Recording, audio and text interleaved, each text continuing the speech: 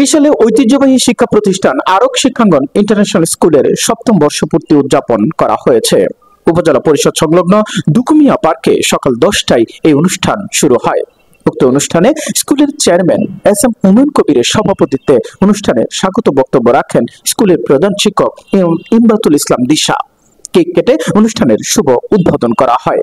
শিক্ষার্থীদের মাঝে পুরস্কার বিতরণ শেষে এক মনোজ্ঞ সাংস্কৃতিক অনুষ্ঠান অনুষ্ঠিত হয়। করেছে আদিল আইমান, অভিনন্দন জানাচ্ছি।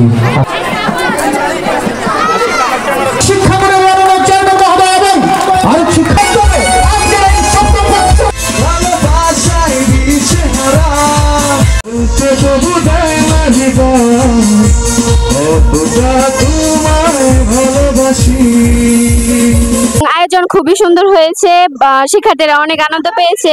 এন্ড এখানের শিক্ষার্থীরা এত মেধাবী জানা ছিল না। সপ্তম বর্ষপূর্তি অনুষ্ঠান আজকে আরক শিক্ষাঙ্গন স্কুলটা খুবই সুন্দর এবং খুবই ভালো হয়েছে। আমাদের আজকের এই আয়োজনে ছিল পুরস্কার বিতরণ ও সাংস্কৃতিক পর্ব। আমরা মেধা তালিকায় যারা ছিল তাদেরকে পুরস্কার দিয়েছি এবং এই ধারা যেন অব্যাহত থাকে এবং আমাদের শিক্ষার্থীরা দেশ তথা সারা বিশ্বে যেন ভালো করে সেই দোয়া কামনা করছি। সপ্তম প্রতিষ্ঠা বার্ষিকী উদযাপন উপলক্ষে আরক শিক্ষাঙ্গনের শিক্ষক ও শিক্ষার্থীদের মাঝে মিলন মেলার আয়োজন হয়েছে।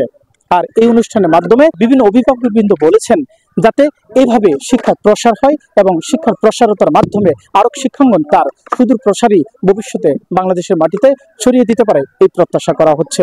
জান্নাতুল ফারুকী, আইবিএম টেলিভিশন।